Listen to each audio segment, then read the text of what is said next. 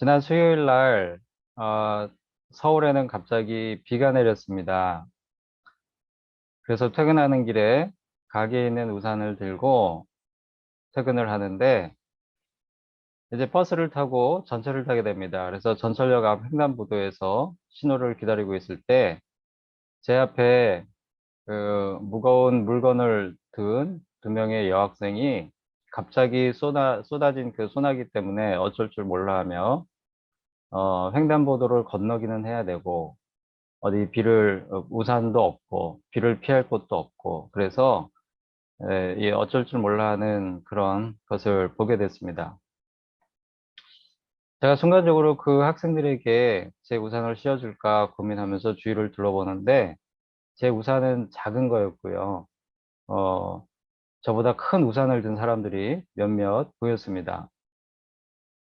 저 사람들도 나랑 같은 생각을 할까? 이런 생각을 했지만 저를 포함해서 우산을 끈 그 누구도 그 여학생들에게 우산을 내민 사람은 없었습니다.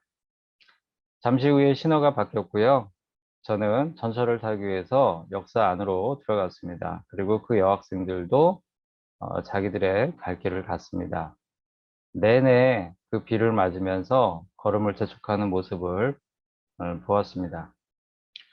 그리고 집에 오는 내내 저는 불편한 마음을 떨칠 수가 없었습니다. 갑자기 쏟아진 소나기로 당황스러워하는 그 여학생들에게 그 자리에 있었던 저도 그렇고 다른 우산을 들었던 많은 사람들도 모두 방관자였던 것 아닌가 이런 생각을 하면서 집으로 돌아왔습니다. 방관자 효과라는 것이 있죠.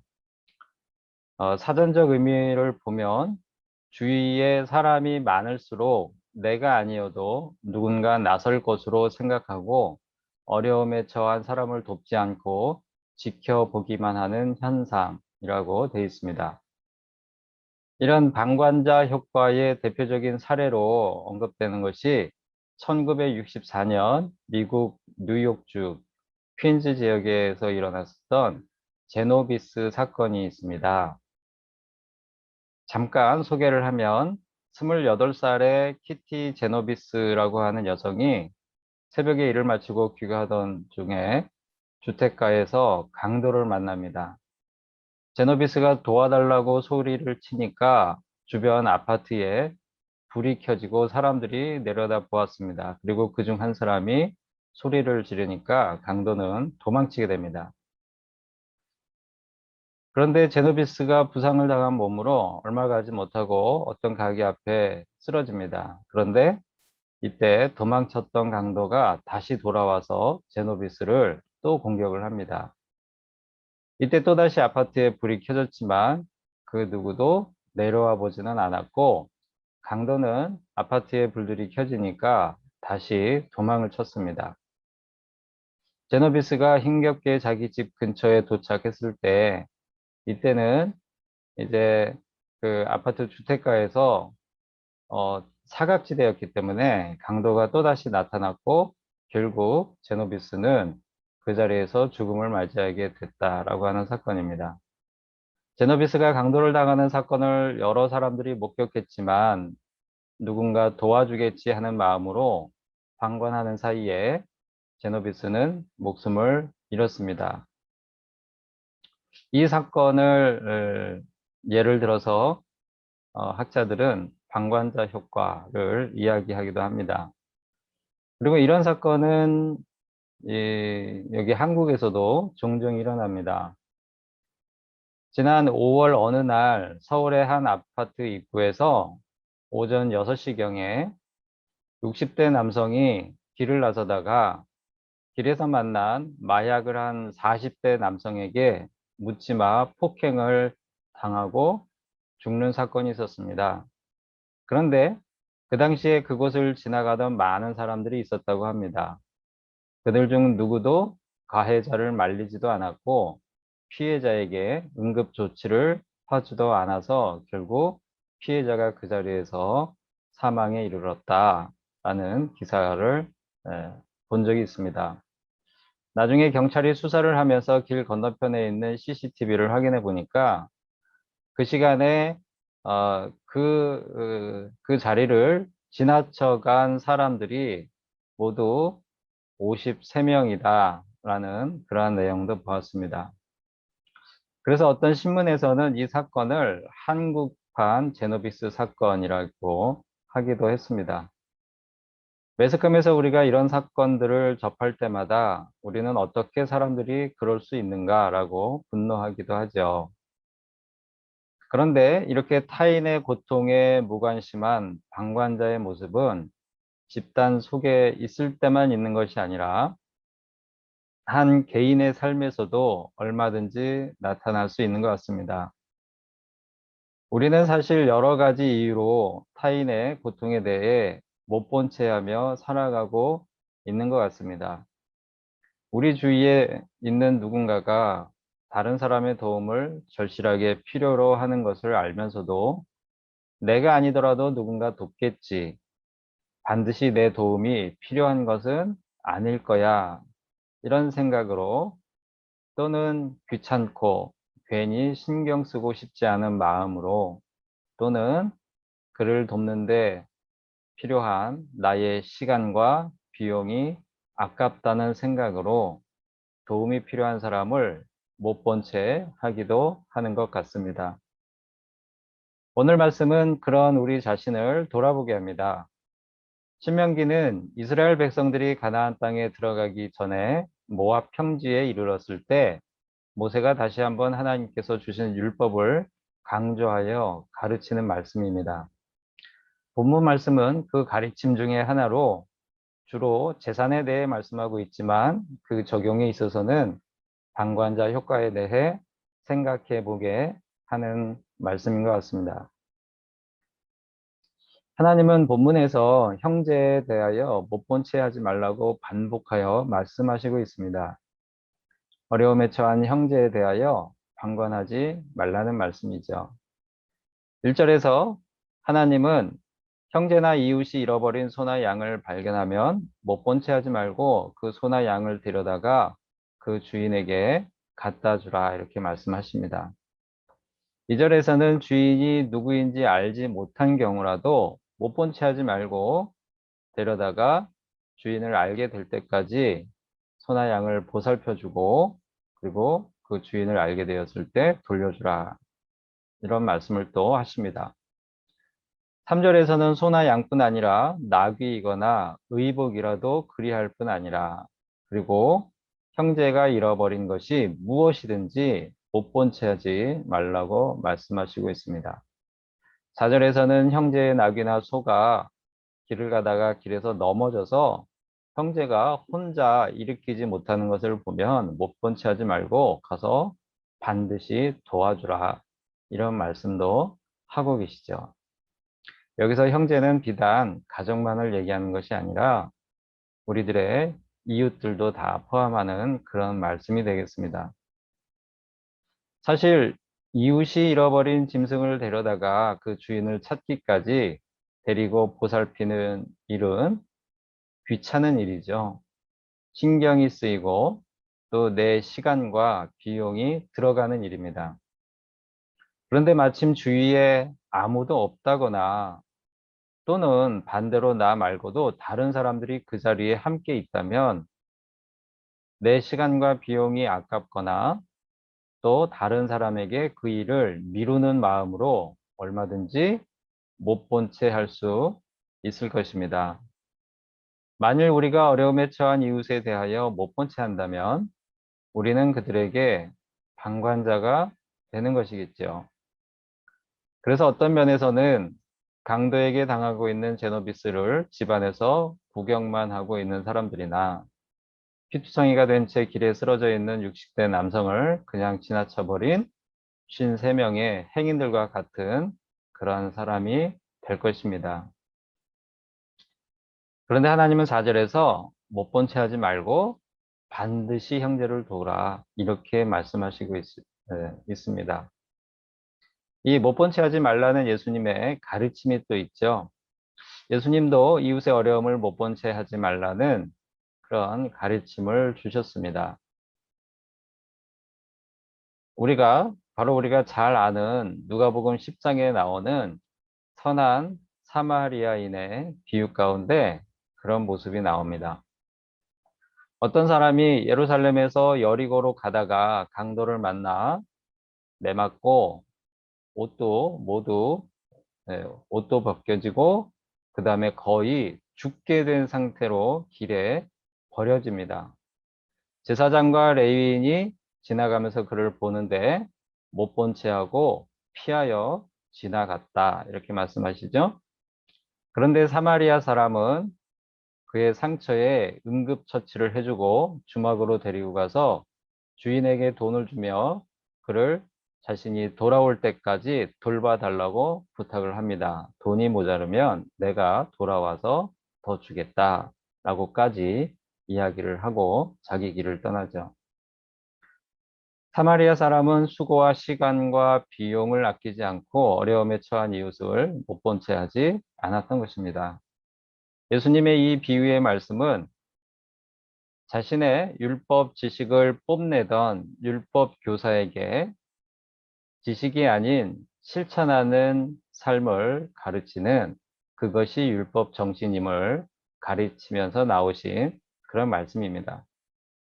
만일 우리도 성경 지식을 자랑하며 빠짐없이 예배에 참석하고 여러 가지 교회 행사와 활동에 참여하면서도 정작 형제와 이웃의 어려움과 아픔에 못 본 채 한다면 강도 만난 사람을 못 본 채 한 제사장과 레위인과 다를 바가 없겠죠.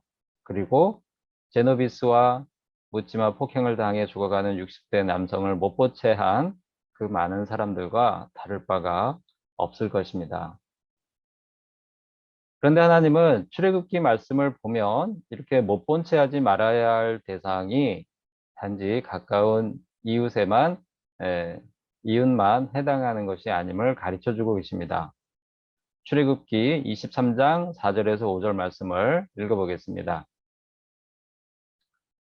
만일 내 원수의 길 잃은 소나 나귀를 보거든 반드시 그 사람에게로 돌릴지며 내가 만일 너를 미워하는 자의 나귀가 짐을 싣고 엎드러짐을 보거든 그것을 버려두지 말고 그것을 도와 그 짐을 부릴지니라. 아멘. 예, 이 말씀에 보면 형제가 아니라 내 원수의 라고 말씀을 하시죠. 그리고 너를 미워하는 자의 이렇게 말씀을 하십니다. 원수와 나를 미워하는 사람까지도 못 본 채 하지 말고 그가 어려움에 처하면 도와주라.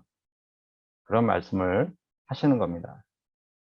이 말씀을 볼 때 못 본 채 하지 말아야 할 대상이 이스라엘 백성 전체로 확대되는 것을 보게 됩니다.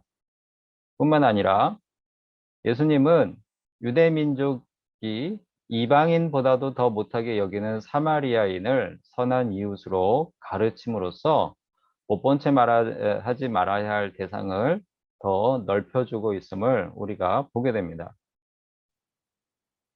이 말씀을 우리가 순종을 하려고 할 때 우리 기독교인은 우리가 살고 있는 사회와 세상 사람들에 대하여 우리가 살고 있는 이 지구의 반대편에 있는 사람들에 대하여도 그들의 아픔에 대해 못 본 채 하지 말아야 한다라고 하는 그런 책임이 있다는 것을 깨닫게 됩니다. 이웃에 대한 관심을 보다 넓은 세상으로 확대하여 못 본 채 하지 않는 삶을 살아야 하는 것이죠.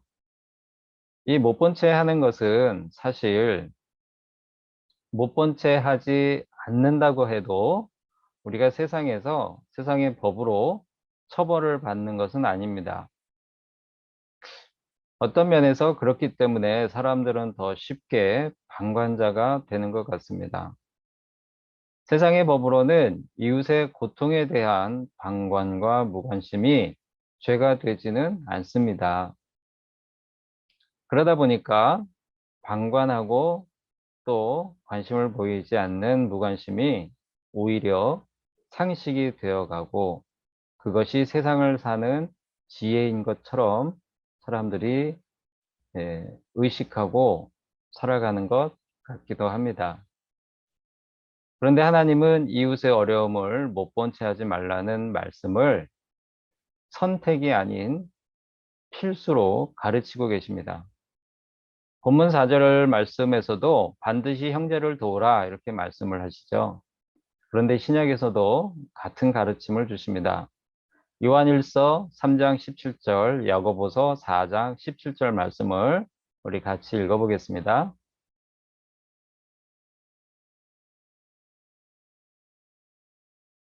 누가 이 세상의 재물을 가지고 형제의 궁핍함을 보고도 도와줄 마음을 닫으면 하나님의 사랑이 어찌 그 속에 거하겠느냐. 그러므로 사람이 선을 행할 줄 알고도 행하지 아니하면 죄니라. 아멘. 네, 두 구절 말씀을 한꺼번에 읽어봤는데요. 하나님은 우리가 누군가를 도와줘야 한다는 생각을 하다가도 여러 가지 이유를 들어 결국 못 본 채 한다면 그것은 마음을 닫는 것이다. 그런 사람의 마음에 어찌 하나님의 사랑이 있겠느냐 이렇게 말씀을 하시고요. 또 야고보서에서는 선을 행할 줄 알고도 행하지 아니하면 못 본 채 하면 죄가 된다 이렇게 말씀하시고 있습니다. 그러므로 우리는 못 본 채 하지 않는 것이 해도 되고 안 해도 되는 것이 아니라 반드시 그렇게 해야 하는 것으로 인식해야 합니다. 물론 모든 사람들을 쫓아가서 도울 수 있는 것은 아니겠지요. 우리가 할 수 있는 것, 할 수 없는 것을 구분하는 지혜는 필요합니다. 그런데 그때에 여러 가지 핑계를 대고 합리화하면서 사실은 내가 도울 수도 있는 누군가를 못 본 채 할 수도 있다는 것이고, 그때에 그렇게 하지 말라고 하나님께서 우리에게 가르쳐 주시는 것이죠. 이 못 본 채 하지 않는 것에도 그런데 중요한 것이 있습니다. 그게 뭐냐면 기회와 때가 있다는 것이죠. 잠언 3장 27절, 28절 말씀을 읽어보겠습니다. 내 손이 선을 베풀 힘이 있거든 마땅히 받을 자에게 베풀기를 아끼지 말며 내게 있거든 이웃에게 이르기를 갔다가 다시 오라 내일 주겠노라 하지 말며. 아멘.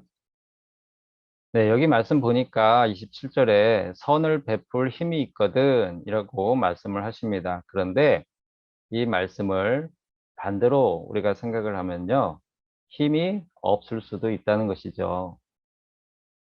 우리가 지금 가지고 있는 선을 베풀 힘이 언젠가는 사라질 수도 있다. 그러니까 힘이 있을 때 힘이 있거든 마땅히 받을 자에게 베풀기를 아끼지 말라. 이렇게 말씀하고 있습니다. 제가 국수집을 하고 나서 왼쪽 어깨에 50견이 왔습니다. 좀 이것이 증상이 심했을 때는 문득 이러다가 내가 왼팔을 못 쓸 수도 있고 그러면 국수를 만드는 것이 어려울 수도 있겠다. 이런 걱정을 했던 때가 있습니다. 건강은 잃고 나면 원래 내 것이 아니었음을 깨닫게 됩니다. 또한 우리가 돈을 좀 더 벌고 난 뒤에 남을 돕겠다는 생각을 하기도 하죠. 하지만 돈이 많아지면 더 많이 벌고 싶은 것이 사람의 마음입니다. 그래서 지금 베풀 줄 모른다면 우리가 더 부자가 된다고 해서 그때 가서 베풀 수 있는 마음이 생기는 것이 아닙니다. 그리고 지금 있는 재물마저도 사라지고 나면 재물 역시 이것이 원래 내 것이 아니었음을 깨닫게 될 것입니다. 그리고 이웃도 마찬가지죠. 못 본 채 하지 말아야 할 그 이웃이 언제나 우리 곁에 머무는 것이 아닙니다. 나에게 지금 도움을 청하러 온 이웃에게 내일 다시 오라고 내가 돌려보냈을 때 그 이웃이 내일 다시 온다는 보장이 없습니다.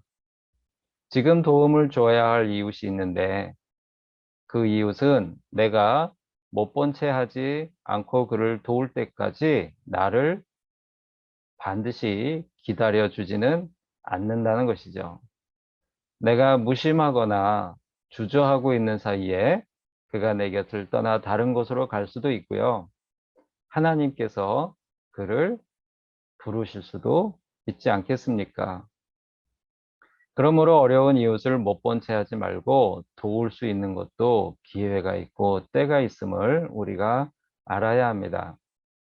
그러므로 누군가 나에게 무언가 힘이 있고 재능이 있고 재물이 있을 때 나에게 무언가 힘이 있고 재능이 있고 재물이 있을 때 내 곁에 내가 못 본 채 하지 말아야 할 사람이 있음을 깨닫고 그를 돕고자 하는 마음이 생긴다면 그것은 오히려 하나님의 축복이 될 수 있습니다.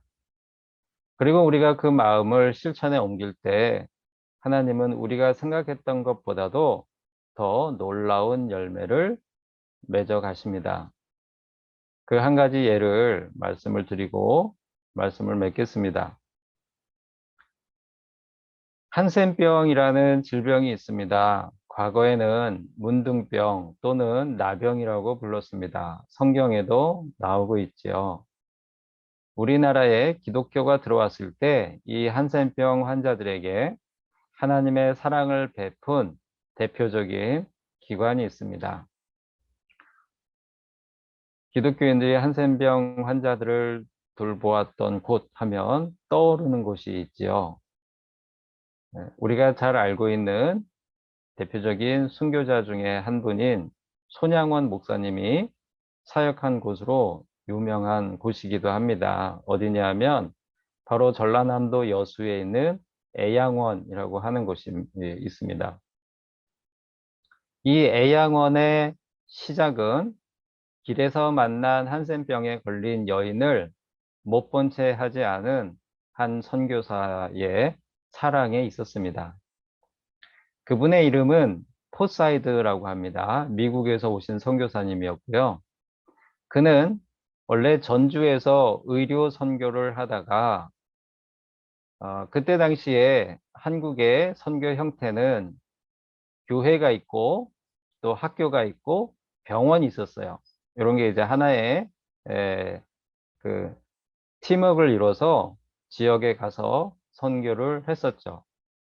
전주에서 의료를 담당하고 있었던 이 포사이드 선교사님이 광주에서 복음 전도 사역을 하시는 오웬이라고 하는 선교사님이 폐렴에 걸렸다는 소식을 듣습니다. 그리고 그분을 돕기 위해 전주에서 광주로 말을 타고 내려갑니다. 내려가던 중에 나주라고 하는 도시에 도시를 지나갈 때 길에서 한센병에 걸린 한 여인을 보게 되는데 그 여인이 가만히를 덮고 신음하고 있습니다. 당시 조선 사회에서는 한센병 환자를 보면 전염이 될까 두렵고 그리고 그 몸에서 나는 진물과 또 고름, 냄새 이런 것 때문에 누구도 그 옆에 가까이 가려고 하지 않았고 그 환자를 손으로 만진다는 거는 상상할 수도 없는 그런 일이었습니다. 그래서 그들은 가족에게도 버림을 받는 그런 불쌍한 사람들이었습니다. 그런데 이 포사이드 선교사님은 그 여인을 보자 못 본 채 하지 않았습니다. 그 여인을 부축해서 자신의 말을 태우고 광주까지 동행을 합니다. 그런데 그 사이에 오웬 선교사님은 폐렴으로 돌아가셔요. 순교를 하시게 되는데 하나님의 섭리인 듯 이제 이 환자를 이 여인을 눕힐 침대가 생깁니다. 이 오웬 선교사님이 썼던 그 침대를 이제 그분이 돌아가셨으니까 그 침대에 이 여인을 눕히고 정성껏 돌봐주게 됩니다. 냄새나고 흉한 모습에 또 옮을 것이 두려워서 아무도 관심을 두지 않는 한센병 환자를 어떤 선교사가 데려다가 돌봐주었다는 소문이 이 광주 지역에 퍼지면서 한센병 환자들이 하나둘 찾아오기 시작을 했고, 이 포사이드 선교사는 그들을 치료해 줍니다. 그리고 그의 선행에 감명을 받은 조선 사람들이 이 선교사님을 도와서 함께 광주에 나병원을 세우게 됩니다. 그것이 광주 나병원이고, 그 광주 나병원에서 애양원이 시작된 것이죠. 한센병 환자를 못 본 채 하지 않고 돌봐준 포사이드 선교사의 사랑에 하나님께서 복을 더하셔서 큰 열매를 거두게 하신 겁니다. 세상 사람들은 형편이 좋을 때는 서로 밥 먹자, 차 마시자, 놀러 가자며 챙겨주다가, 그 형제 자매와 이웃들이 어려움에 처했을 때는 슬그머니 연락을 피하고 못 본 채 하는 것이 오히려 잘 사는 것이다. 그것이 지혜롭게 하는 것이다. 이렇게 생각하고 그렇게 말하기도 합니다. 하지만 그런 삶은 우리 하나님 앞에서는 미련한 것이 됩니다. 믿는 사람들도 말로는 형제여 자매라고는 하지만 정작 그들이 어려운 일을 당하고 있을 때는 그냥 못 본 채 하고 있을 때가 많이 있는 것 같습니다. 오늘 말씀을 통하여 그런 모습이 우리 안에 있지는 않은가 돌아보는 은혜가 우리 모두에게 있기를 바랍니다. 분명히 못 본 채 하지 말아야 할 이웃이 우리 곁에 있는데 귀찮은 마음으로, 또 내가 그를 위해 써야 할 시간과 비용과 수고가 아깝다는 마음으로, 바쁘니까 돈이 없으니까 누군가 하겠지 등등의 핑계를 대는 마음으로 결국에는 못 본 채 하고 살아가고 있지는 않은지 돌아볼 수 있기를 바랍니다. 내가 싫어하고 미워하는 사람이라고 해서 그의 고통과 아픔을 못 본 채 하고 있지는 않은지 또한 돌아볼 수 있기를 바랍니다. 나가서 다른 지역, 다른 나라에 살고 있는 사람들의 어려움에도 못 본 채 하지 않을 수 있기를 바랍니다. 우리가 능력이 없고 또 몸이 약하고 가진 것이 없어도 생각해 보면 하루하루를 살아갈 수 있도록 하나님께서 주신 것들이 있습니다. 그것으로 어려움에 처한 이웃을 얼마든지 못 본 채 하지 않을 수 있습니다. 그렇게 못 본 채 하지 않을 수 있는 용기를 달라고 기도할 수 있기를 바랍니다. 그리고 못 본 채 하지 않는 우리를 통하여 하나님께서 맺으실 풍성한 열매를 함께 맛보는 우리 모두가 될 수 있기를 바랍니다.